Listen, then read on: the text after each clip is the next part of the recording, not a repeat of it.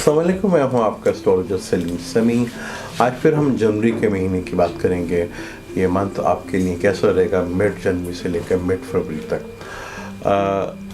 साल के महीने के शुरू में ही और मिड ऑफ जनवरी के बाद जो है जैसे जनवरी शुरू हुआ और आपके लिए काफ़ी टेंशन और डिप्रेशन, घरेलू टेंशन काफ़ी रही आपके लिए, और पार्टनरशिप से रिलेटेड जो काम थे आपके उसमें आपको लॉस और टेंशन रही, चिड़चिड़ापन और काफ़ी ज़्यादा टेंशन और डिप्रेशन आपको फेस करना पड़ा इस अरसे में। जैसे ही सन हाउस चेंज किया और मंगल जो है 5वें घर में आपके आएगा, तो 5वें घर का मालिक भी है और 10वें घर का मालिक।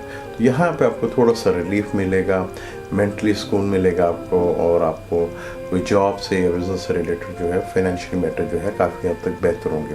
और कई बड़े लोगों से आपको जो है यहाँ ताल्लुकात बनेंगे जिससे आप माली तौर पर और अपनी रुके हुए काम जो है वो आपके हो सकते हैं। इसी महीने 31 जनवरी को चांद ग्रहण लगेगा जो आपकी हेल्थ की इश्यूज खड़े कर सकता है।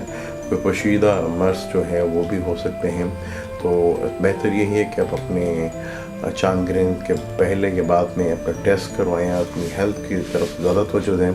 हेल्थ के इश्यूज जो हैं वो आपको काफ़ी सारे मसले खड़े हो सकते हैं। जुपिटर जो है वो आपके 4th हाउस में है, और जैसे ही वीनस जो है यहाँ पे 8वें घर में आएगा, तो यहाँ जुपिटर वीनस की कंजक्शन बनेगा, तो यहाँ पे आपको कोई रुका हुआ पैसा जो है ज़रूर मिलेगा, और आपका जो प्रॉपर्टी का कोई फैमिली से रिलेटेड कोई मसला था वो मसले यहाँ पे बेहतर होना शुरू होंगे, और आपकी कामों में जो रुकावटें हो रही थी उनमें आहिस्ता आहिस्ता जो है सुधार आना शुरू होगी।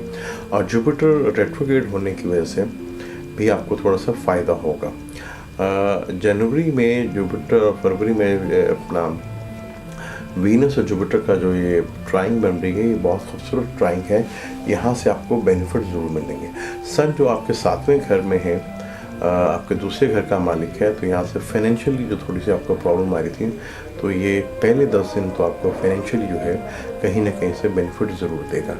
ओवरऑल ये आपका जो महीना है थोड़ा सा मिला जुला है। यहाँ पे आप थोड़ा सा एहतियात करके अपनी हेल्थ के इश्यूज़ को देखें, ये काफ़ी चीज़ें बेहतर कर सकते हैं। हेल्थ के लिए आप ज़्यादा बेहतर है, क्योंकि राहु जो है अपना आपके ताले में बैठा हुआ है, जिसकी वजह से बेचैनी और डिप्रेशन बहुत ज़्यादा होगा।